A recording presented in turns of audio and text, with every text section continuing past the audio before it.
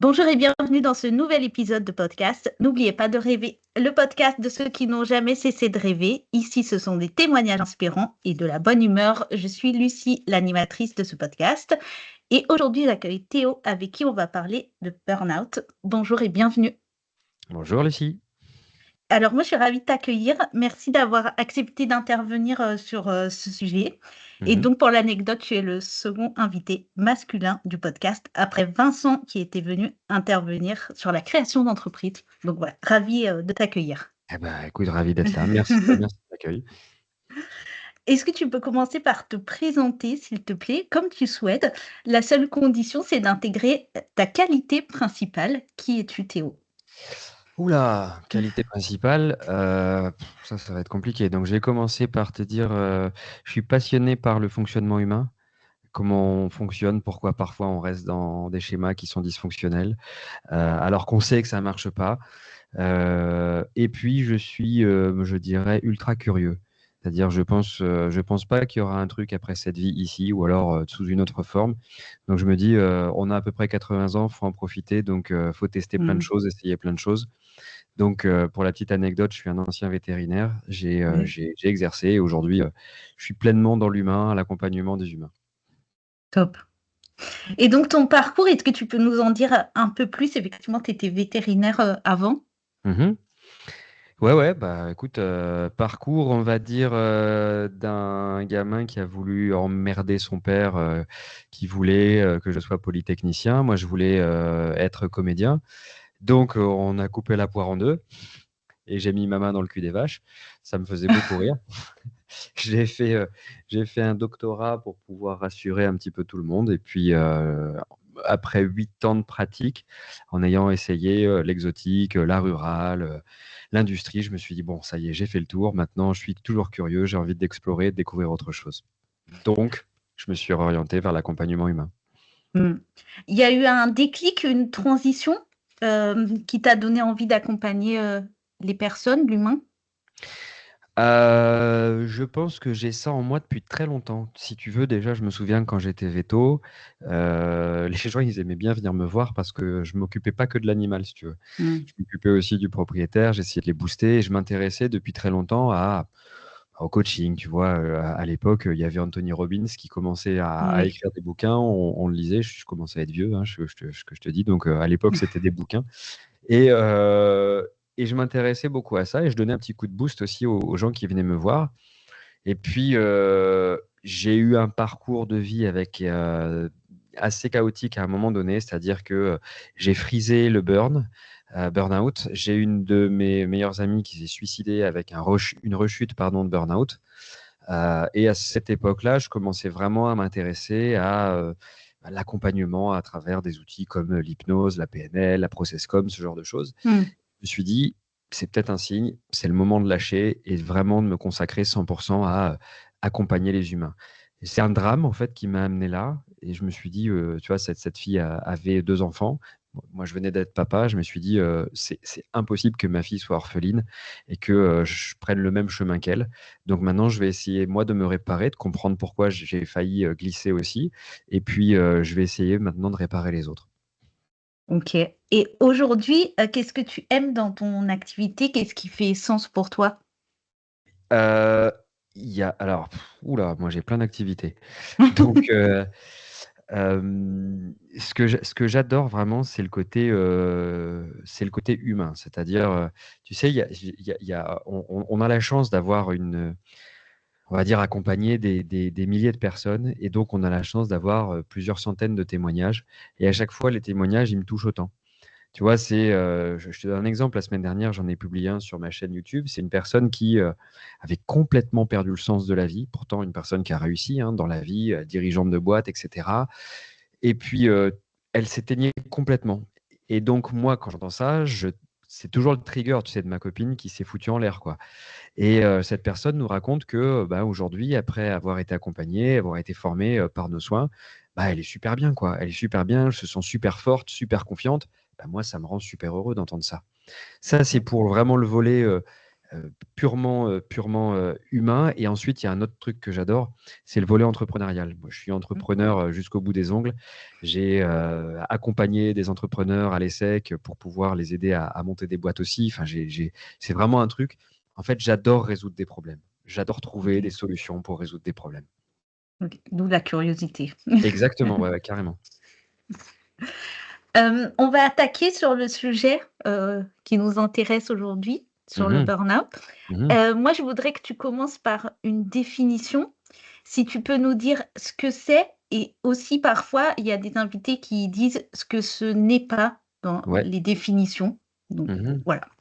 Bon, il y a une définition officielle au burn-out qui est une définition pardon, qui me gonfle un peu. Et ça commence par: le burn-out est une maladie du travail. Mm. Eh ben, je suis pas tout à fait d'accord avec ça. C'est pas une maladie du travail parce que on a par exemple de plus en plus d'ailleurs ce qu'on appelle des burn-out parentaux familiaux. Mm. C'est vrai. Et ce qu'on s'aperçoit, c'est que c'est les mêmes symptômes, et ce qu'on s'aperçoit, c'est que c'est les mêmes déclencheurs. C'est une maladie complexe parce que on pense que c'est une maladie psychologique, alors que pas du tout, mais pas du tout. C'est une maladie physiologique, ça veut dire que c'est le corps qui se détraque avec des répercussions psychologiques. Mais Mm. en premier lieu, c'est votre corps qui se fait fumer par un stress chronique qui déclenche un excès de cortisol depuis longtemps, qui va traîner, s'accumuler et va faire tout un tas de dégâts sur vos tissus. Et donc le corps va cracher. On va avoir le syndrome de la prise qui se débranche. Tu vois, un matin, tu as envie de te lever pour aller bosser et tu peux pas. Ça, c'est vraiment quand tu es Ouais. au bout du bout. C'est Mais tu... souvent les témoignages Ouais, qu'on a. Alors moi, j'ai pas été touchée par le burn-out. le pire. Euh, Voilà. Je pense malgré tout que je pourrais avoir un profil. Je pense que je me suis sauvée avant que ça m'arrive. Moi, mon rapport au burn-out, c'est voilà, l'entourage et des clients que j'accompagne. Donc voilà, c'est juste pour te donner Ouais, mon regard, ce que moi je peux observer. Effectivement, le retour qu'on a sur ce côté, je me suis pas levée un matin, ça a dit stop. ouais. C'est souvent effectivement ce que je peux entendre.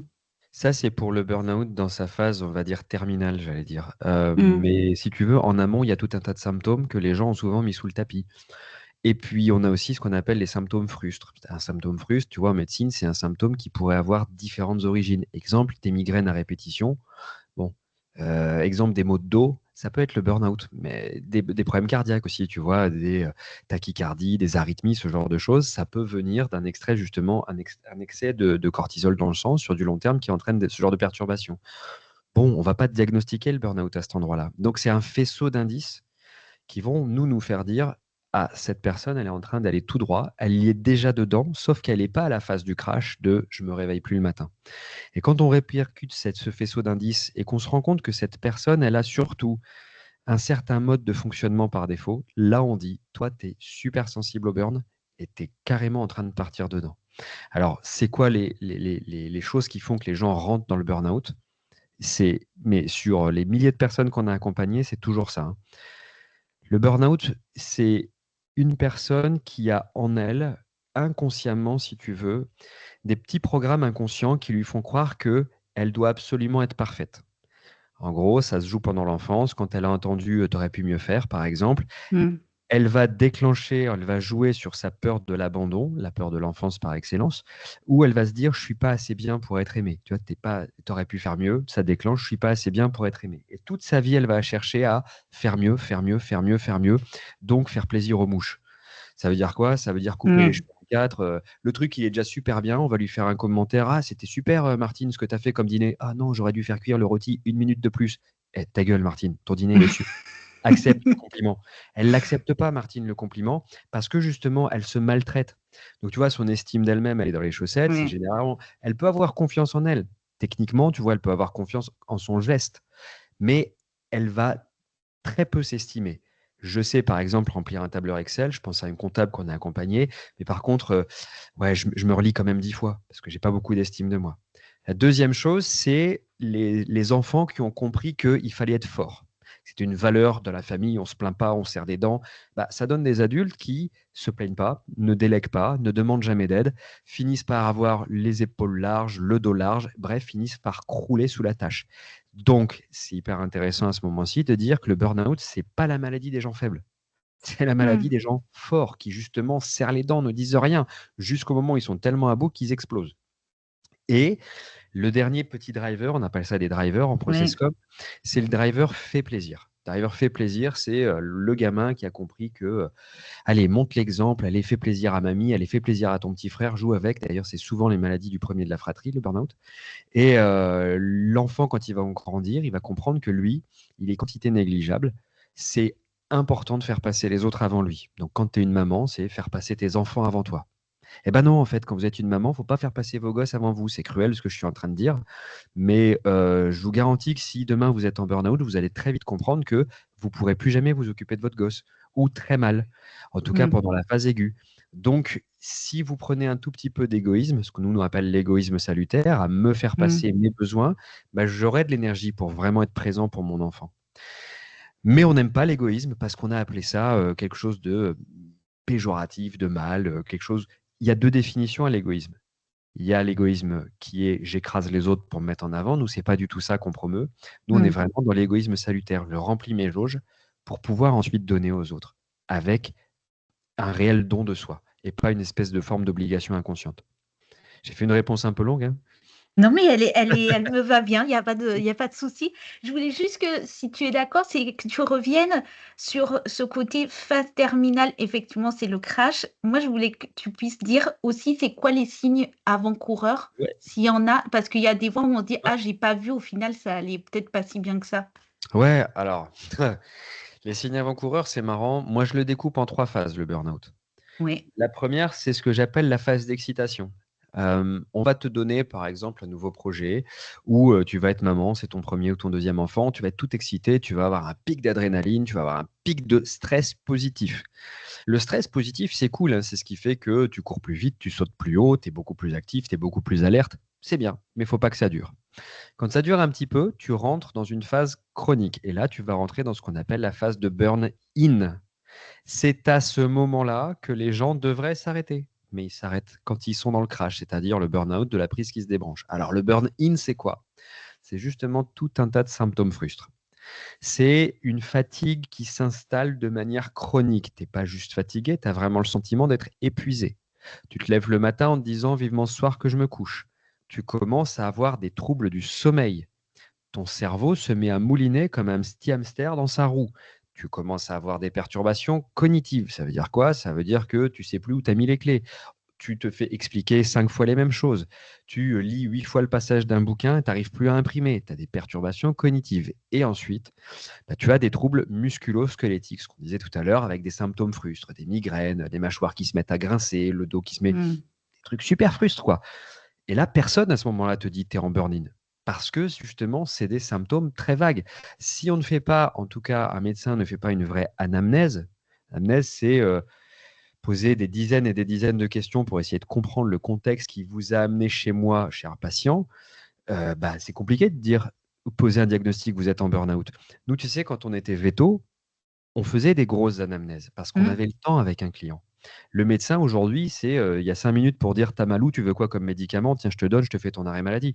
Les médecins, ils débitent, quoi. Ils ont des clients, des patients toutes les 10 minutes. C'est compliqué d'avoir un vrai médecin qui te fait une vraie anamnèse, qui comprend la globalité de tes symptômes, pourquoi tu es arrivé à ça. Et c'est là où, justement, quand on a l'ensemble des symptômes et de l'origine de ces symptômes, on a vraiment un fuseau d'indices qui nous dit ouais, cette personne-là, elle est droit en train de partir dans le crash. Mais tu sais quoi? Les gens ne s'arrêtent pas. Parce qu'ils ont le driver soit fort. Ils se disent oh, c'est pas grave, je vais me reposer, ça va aller mieux. Ça ne va pas aller mieux en te reposant, Martine. Tout ce que tu vas gagner en te reposant, c'est du sursis. Tu vois, là, on est en pleine période. Alors, je ne sais pas quand va sortir ton podcast. En octobre. Parfait. Bah, pour te donner une idée, en septembre et en janvier, ce sont les plus gros mois où on va accompagner des personnes. Parce qu'elles se sont dit ah, c'est super, je vais prendre des vacances, ça va être génial. Eh ben non, pendant les vacances, tu te mets en sursis. Une personne qui arrive super stressée en vacances. Les vacances vont durer 15 jours, 3 semaines. Les 10 premiers jours, sa boule d'angoisse va se dissiper progressivement. Le week-end charnière, elle va se dire cool, j'accélère sur l'apéro. Et puis le lundi, quand elle va se dire mon Dieu, dans une semaine, je reprends le boulot, ça y est, la boule d'angoisse revient. Donc, en gros, même si elle est en train de siroter son mojito à la plage, elle est tout le temps au boulot. Elle est Mm. tout le temps dans son stress. Donc, elle arrive en septembre et elle est défoncée. Mm. Est-ce que tu pourrais revenir sur ce concept des drivers pour les personnes qui écouteront et qui ne savent pas forcément ce que c'est? Yes, alors c'est marrant, tu vois, pour avoir plusieurs outils et pour avoir étudié plusieurs outils, moi, il y en a un que j'aime beaucoup, mais malheureusement, il est très souvent dévoyé, c'est l'outil de l'hypnose ericksonienne. Je dis qu'il est dévoyé parce que tu vois tout un tas de marketeurs qui te fabriquent un nouveau style d'hypnose toutes les 5 minutes. Bon, bref, je ne vais pas rentrer dans le débat, mais j'en pense pas moins. Et Erickson, quand tu regardes bien, il avait saisi tous les concepts. Tous les concepts qui ont été ensuite modélisés par d'autres personnes absolument géniales. Je pense à Grinder et Bandler, je pense aussi à Tabby Keller, qui était l'inventeur de la ProcessCom. Mais même avant lui, les gens qui ont trouvé l'analyse transactionnelle, tu vois, pour moi, Mm. c'est le même acabit. On s'est rendu compte qu'on agit un petit peu comme des automates. Moi, j'aime bien expliquer ça de la manière suivante. On fonctionne avec un conscient, un système conscient. Bah oui, je sais qu'il faudrait que je lève le pied, mais inconsciemment, ah ouais, mais je ne peux pas le faire. C'est plus fort que moi, il faut quand même que j'aille au boulot. Ce système inconscient, il nous vient de, on va dire, les générations qui nous ont précédés, avec nos peurs primaires, avec nos besoins fondamentaux, etc. Mais il nous vient aussi de notre enfance et de toute la Mm. matrice de croyances qu'on a intégrées dans notre enfance et qui font le lit de ce avec quoi on va jouer dans notre réalité d'aujourd'hui. Petit point de précision, je ne sais foutrement pas ce que c'est que la réalité. Donc quelqu'un qui me dit si ce truc-là c'est comme ça, je lui dis oui, ok, dans ta réalité. Mm. La réalité dépend de nos perceptions, donc nos yeux, nos oreilles, ce qu'on voit, etc., mais dépend aussi de notre système de croyance. Je te donne un exemple. Quand tu es enfant, ça je vois beaucoup avec des dirigeants de boîte, et que tu as appris faut travailler dur pour réussir, Mm. bah, tu te retrouves avec des gens qui travaillent dur, très très dur. Et puis pour eux, tu leur dis lève le pied, c'est compliqué. Parce qu'ils ont en eux cette espèce de matrice inconsciente de je dois travailler dur pour réussir. C'est une croyance, en fait, tout Mm. simplement, qui a été intégrée. Tu en as d'autres, hein, chez les dirigeants, celle qui est aussi très présente, c'est il faut montrer l'exemple. Alors, les mecs, ils débarquent à 6 heures dans leur boîte, ils terminent à 22 heures parce que, tu sais, je dois montrer l'exemple. Mais mon gars, ça, c'est pas montrer l'exemple, en fait, c'est te tuer à la tâche. Mm. Le driver, donc, c'est des petits programmes inconscients, c'est des petites croyances, si tu veux, justement, qui ont été modélisées par c'est toutes ces personnes que je viens de citer avant, qui te disent, justement, que tu vas fonctionner inconsciemment à travers de ce cadre. Chez les personnes en burn-out, ces 3 drivers sont très présents. Sois parfait, fais plaisir, sois fort. Parfois, en option, il y a le petit dernier qui est dépêche-toi. Tu vois, tu es tout le temps dans la précipitation, une Mm. petite tâche, tu dois la faire tout de suite, quitte à laisser tomber ta tâche à toi. Quand tu as ça, c'est un cocktail explosif. Et ce qui est rigolo, c'est que tu as beaucoup de gens qui te disent mais non, le burn-out, il vient de mon manager qui était toxique. Mais non, Michel. Ton manager, il est toxique, mais pourquoi toi, tu tombes en burn-out alors que ton voisin Gérard, il n'est pas en burn-out? Mm. Le burn-out, c'est quelque chose qu'on nourrit en interne. Et la flamme du burn-out, ce qui Mm. met le feu à notre poudrière intérieure, ce sont les conditions extérieures. Donc oui, si j'ai un manager toxique, il va me foutre la flamme. Mais si moi, je ne suis pas une poudrière, parce que j'ai appris à dire non, j'ai appris à prendre ma place, j'ai appris à me dire, hé Coco, ça va, mais j'ai autre chose que ma vie professionnelle, j'ai aussi une vie perso, une vie de famille, eh ben, je pèterai jamais mon plomb, quoi. Je ne rentrerai jamais en burn-out. Est-ce qu'il y a un portrait robot de la personne avec un potentiel, de tomber en burn-out? Est-ce qu'il y a un profil? Est-ce que toi, tu as observé? Est-ce que tu es plutôt, chez les hommes, plutôt les femmes, plutôt une catégorie socio-professionnelle, des postes qui t'ont plus touché que d'autres? Alors oui, alors, je vais te faire une réponse encore une fois, je pense que je ne vais pas faire une réponse très courte. Je vais te Vas-y. faire une réponse, très claire. Je pense que nous, on reçoit en tout cas, en clientèle, en accompagnement, en formation, 65 de femmes, 35 d'hommes. OK. Mais moi, ça ne m'étonne pas, si tu veux, parce que à l'époque, quand j'avais un cabinet d'accompagnement, un cabinet de thérapie, dans mon cabinet, c'est surtout les femmes qui poussent la porte du cabinet. Mmh. Qui lit Psychologie Magazine? C'est pas Gérard, 42 ans, cadre dynamique à la Défense. Lui, il lit Foot Plus, quoi, tu vois. Non, mais donc ce genre de sujet, ce sont souvent les femmes qui osent, paradoxalement, pousser la porte d'un thérapeute, d'un Mmh. accompagnant pour se faire aider. Maintenant, ce qui est rigolo, c'est que sur mes réseaux, notamment sur la chaîne YouTube, c'est l'inverse. J'ai 65% d'hommes qui regardent et Ah, 35% de femmes. d'accord. Donc les mecs qui sont en mode bah, je vais m'intéresser, mais j'ose peut-être pas franchir la porte parce que je vais me débrouiller tout seul, tu sais, je suis un bonhomme, je me débrouille. Les nanas, elles osent franchir la porte et dire moi j'ai besoin d'aide. Tu vois, là j'en suis à un moment. Maintenant, je vais te donner des réponses très officielles, les chiffres très officiels. Le Ouais. burn-out touche tout le monde, dans les mêmes proportions, hommes, femmes. Les femmes aujourd'hui ont le même niveau de charge mentale que les hommes, en tout cas, ça vise à s'équilibrer. On n'a plus, comme il y a 50 ans, comme c'était le cas chez mes parents, la nana à la maison qui s'occupe des gosses et de la bouffe et le mec qui va récupérer l'argent. Ça, c'est... Non, non, la nana va récupérer l'argent et s'occupe des enfants et le papa, aujourd'hui, est aussi comme ça. Il va Hmm. récupérer l'argent et s'occupe aussi des enfants. Donc, on a de plus en plus cette espèce d'équilibre de genre, on va dire, et de tâches que vont effectuer les deux genres, qui fait que les deux vont être touchés de la même manière. Ok. Maintenant, dans les métiers, dans les professions, Ouais. il y a des professions qui sont un peu plus représentées que les autres. Hmm. Euh, les RH, mon Dieu. Alors, eux, ça s'explique. Ok. RH, ça s'explique parce qu'ils sont entre le marteau et l'enclume, si tu veux. Ils sont entre la Ah, direction et le hmm, collaborateur. je comprends. Et ils sont dans le fait plaisir. Donc, ils doivent aider les uns, aider les autres. Ils savent plus quoi faire. Ils sont des gens qui sont très souvent aidants. Donc, quitte à eux se mettre dans le rouge, etc. On en a beaucoup. Les avocats, surtout avocats droit des affaires. Alors là, ça, c'est hallucinant et c'est souvent avant 30 ans. Tu vois, les Ok. gamins qui débarquent, qui font Jeune, le quoi. barreau, ah, c'est monstrueux. On leur dit, si tu veux un jour aspirer à être associé au cabinet, tu vas te lever, tu vas arriver au cabinet à 6 heures du matin, tu vas repartir à 22 heures. J'en ai plein. Les professions médicales, aides-soignants, infirmières, Hmm. kinés, c'est juste dingue, quoi. Les accompagnants, les soignants, c'est juste dingue. Et puis ensuite, random. C'est vraiment, il y a D'accord. toutes les professions. Et puis malheureusement, il y a celles on n'accompagne pas parce qu'elles n'ont pas du tout l'habitude de se plaindre. Et j'ai beaucoup de tendresse pour elles parce que moi, j'ai beaucoup travaillé avec eux quand j'étais véto, c'est les agriculteurs. Hmm. Les agriculteurs, eux, ils prennent la solution finale, ils se pendent, ils se mettent un coup de carabine et c'est terminé. Et c'est. Alors, je ne sais pas si les agriculteurs écouteront ton podcast, mais Mais vraiment, j'espère. j'espère aussi, parce que c'est malheureusement des gens qui sont très maltraités et qui se foutent en l'air avant de dire j'ai besoin d'aide, quoi. Hmm, je comprends. Tu fais aussi des conférences. Yes. Qu'est-ce que tu observes? Quel retour tu as de ces personnes-là? Bah, alors, moi, les conférences que je fais, c'est surtout des conférences de type motivational speaker. Tu vois, on Ok. m'invite dans des entreprises pour faire des kick-offs. Donc, j'essaye, moi, tout le temps d'être impactant. Et ce que j'essaye de faire comprendre aux gens, en tout cas, c'est OK, vous avez pris un chemin qui n'est pas forcément le bon, mais c'est OK de demander de l'aide. C'est OK surtout de ne pas reprendre le même chemin. Je veux pas dans une conférence, être, universitaire et leur donner beaucoup de data, ça m'intéresse pas. Ce que je veux juste, c'est qu'ils prennent conscience des choses. On n'a qu'une vie, en tout cas jusqu'à preuve du contraire, on n'a qu'une vie et qu'on prouve le Life. contraire et puis je dirais: Mhm. «OK, d'accord, OK, je vais peut-être me réincarner en grenouille», juste, tu sais, pour le karma, à force d'avoir dit qu'on a une vie. Mais on n'a qu'une vie, il faut en prendre soin, quoi.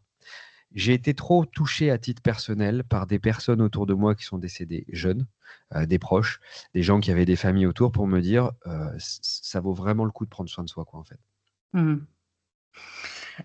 Pour préparer l'épisode, j'ai aussi voilà, regardé quelques articles variés sur aussi les idées reçues du burn-out. Vas-y, j'adore.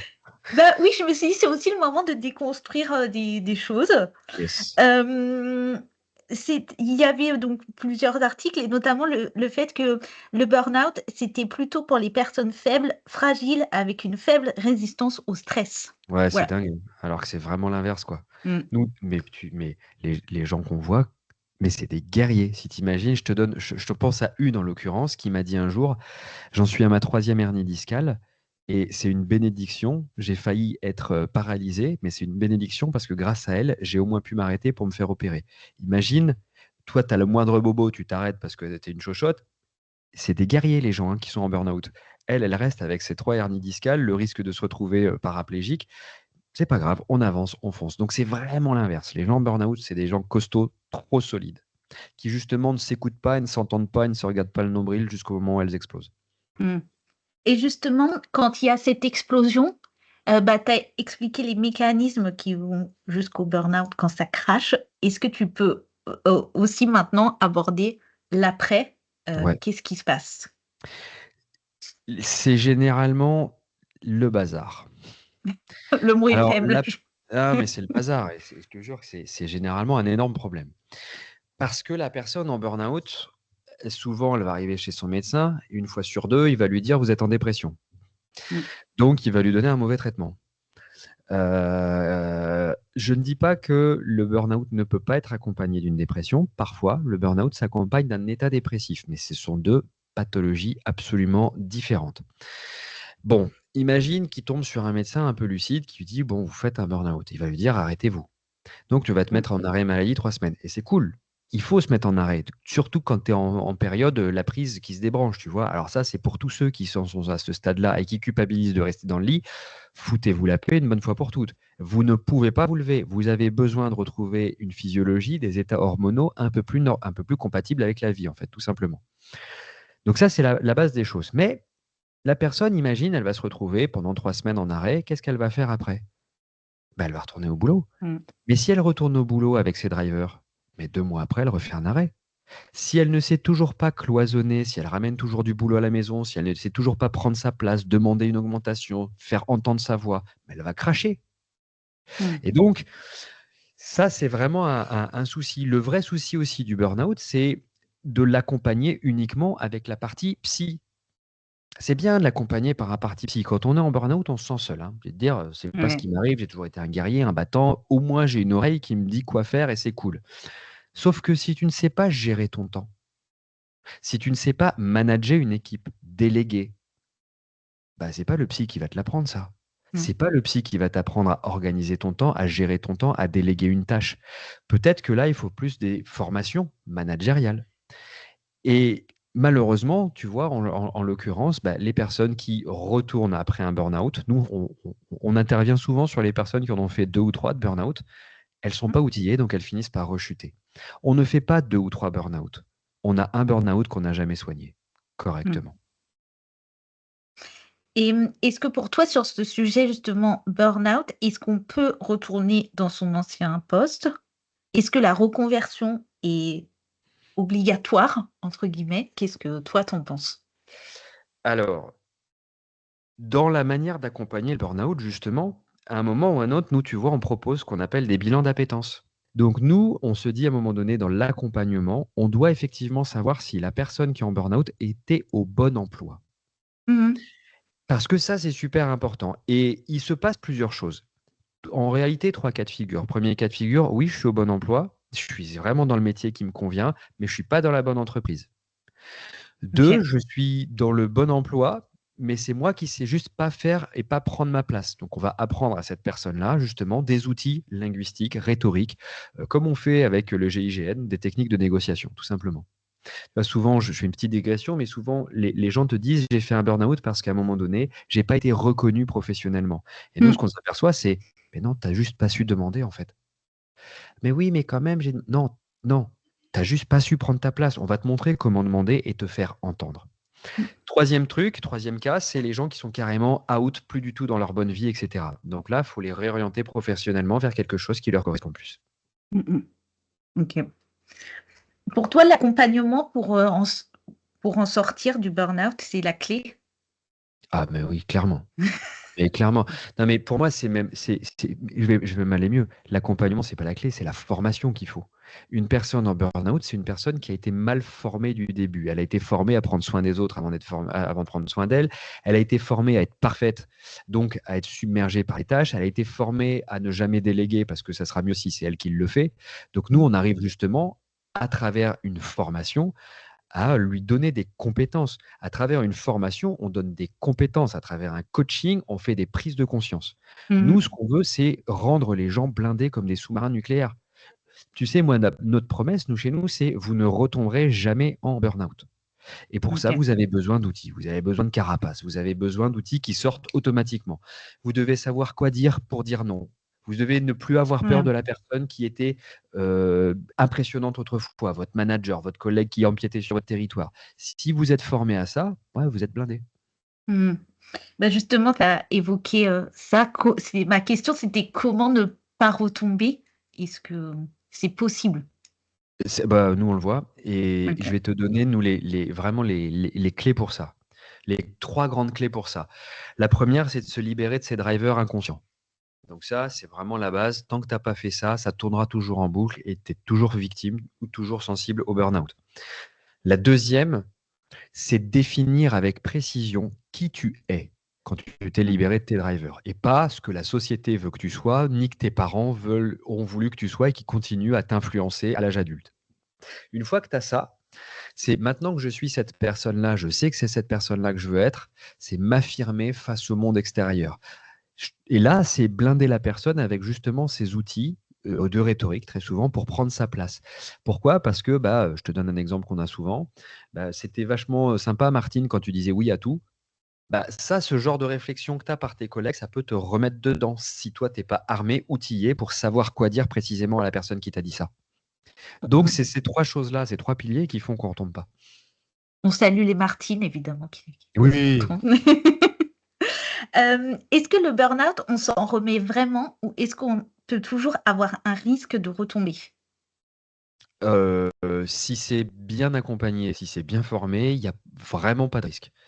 Et j'invite vraiment toutes les personnes à aller voir les dizaines de témoignages qu'il y a sur la chaîne qu'on a fait, et qui te disent, «Je me sens fort en fait, je me sens vraiment fort et j'avance». Heu et quand je vois que le naturel pourrait revenir au galop, je sais l'arrêter et je sais y aller. Donc quand c'est bien accompagné, quand on a des compétences transverses qu'on a accumulées, on retombe pas dedans. Maintenant, ça laisse des traces le burn. Mmh Et mh. quand je dis ça laisse des traces, ça y est, je parlais des troubles cognitifs. Moi, il m'a fallu quand même pas mal de temps, pas mal de mois avant de savoir me reconcentrer comme je le faisais quand j'étais étudiant.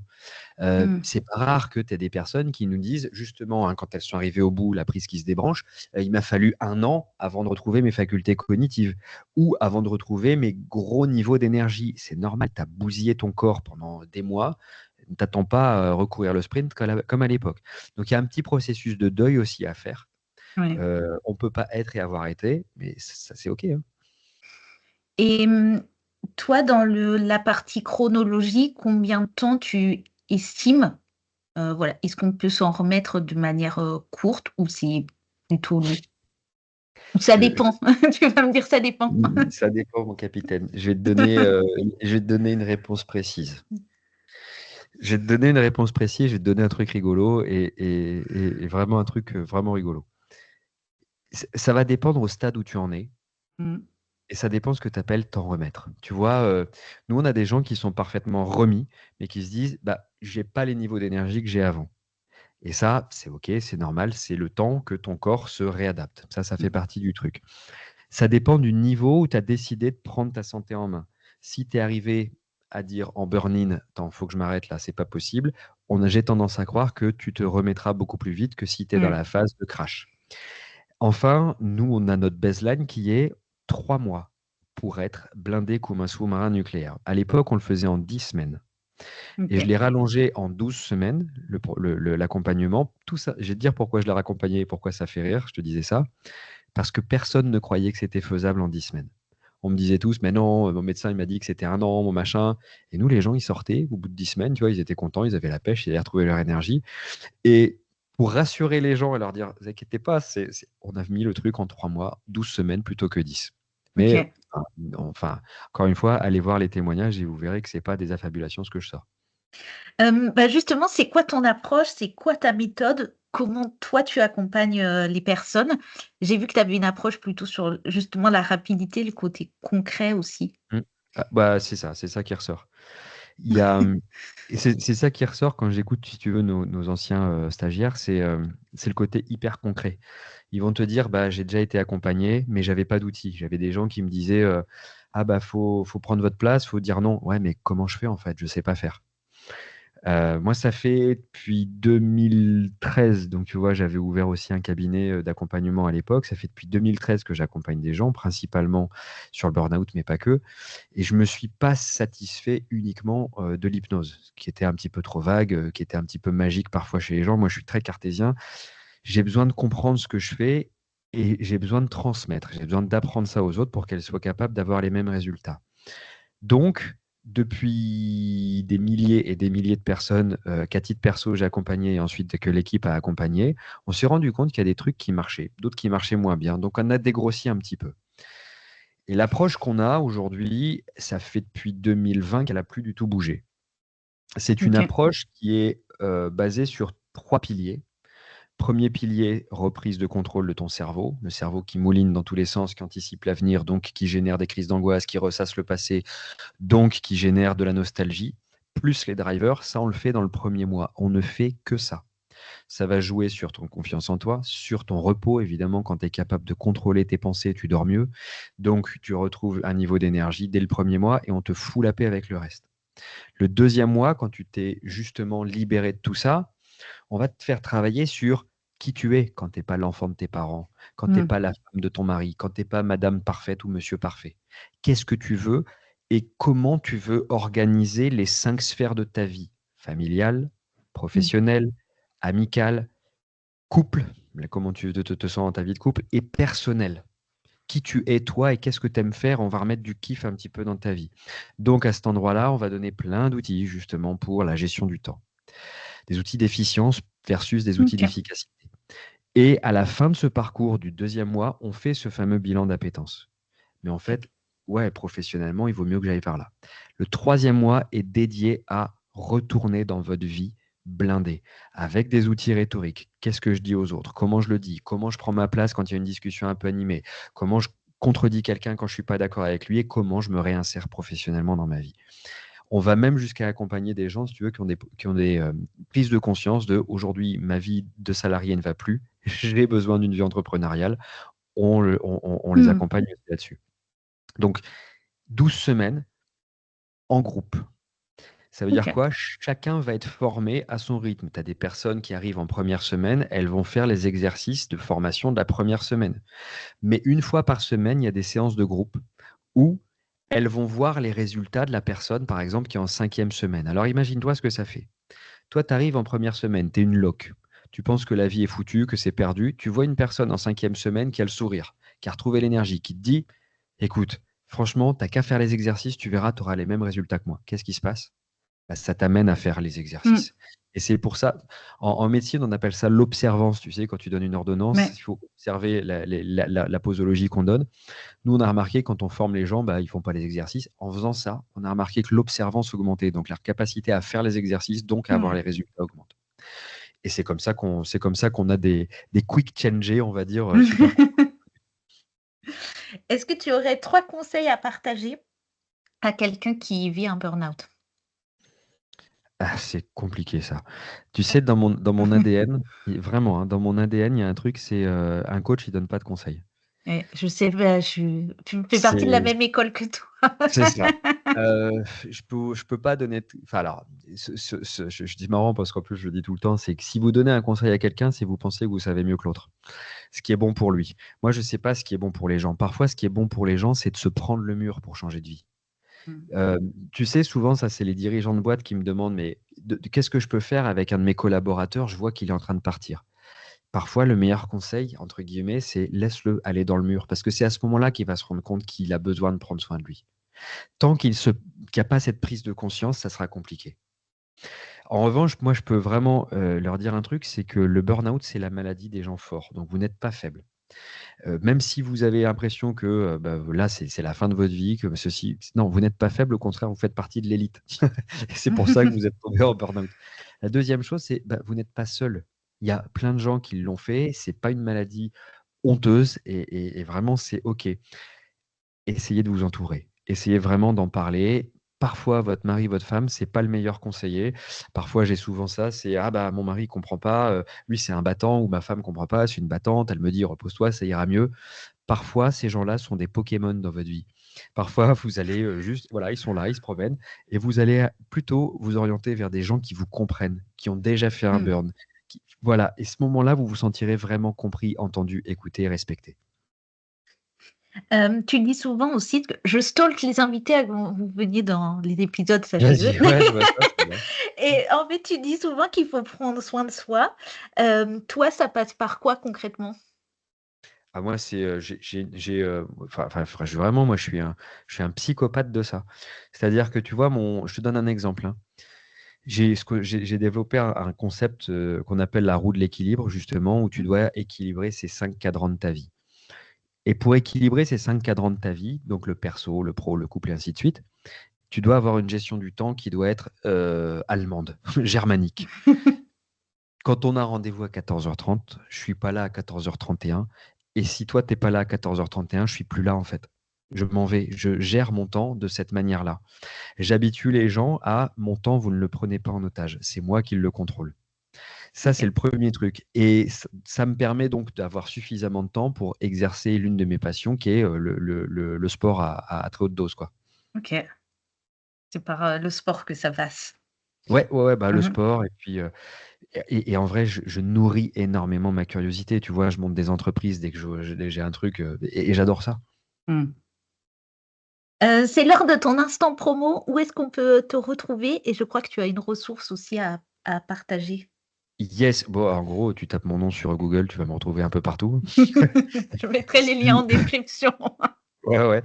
Euh, si le sujet du burn vous intéresse vraiment, voilà, vous pouvez aller sur quick-change.net.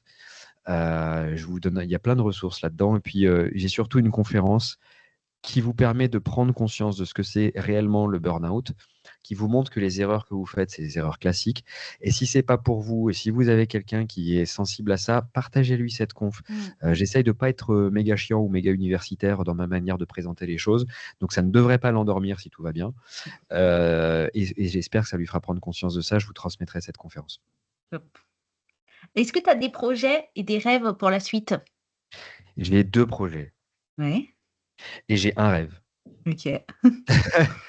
Le premier projet, c'est comment les gens peuvent prendre conscience. Parfois, tu sais, je te dis, le problème, c'est il faut juste rentrer dans le mur pour cracher, pour prendre conscience de ça. Le burn-out, ça peut faire peur. On va pas trop regarder des trucs de psychologie, ça m'intéresse pas. Donc, je me suis dit, et si on faisait un spectacle d'humour, un stand-up, un show autour du coaching pour amener les gens par l'humour un peu décalé, un peu trash, à prendre soin d'eux. Donc, je peux te l'annoncer, le spectacle est écrit, on va commencer à le roder, à le tourner. Si tout va bien, on sera à Avignon cet été. Ça, c'est le premier projet. Deuxième projet, j'aimerais beaucoup, beaucoup, beaucoup. Pour l'instant, c'est en tête, mais ça c'est nébuleux, mais ça devient de plus en plus concret. Acheter à investir avec l'équipe là dans un lieu ressource pour les Mmh. personnes en burn-out, pour qu'elles Sympa. viennent vraiment se faire accompagner, former et pas uniquement glandouiller et boire de la tisane, parce que ça résout rien. Ça vous fera pisser plus, mais ça résout Mmh. rien. Ça vous reposera, c'est cool, mais ça résoudra pas le problème. Moi, je veux vraiment un lieu qui permette aux gens de se dire: «OK, je sors de là, c'est terminé, je vais bien, quoi». OK. Et ça, c'est mon projet. Et Ouais.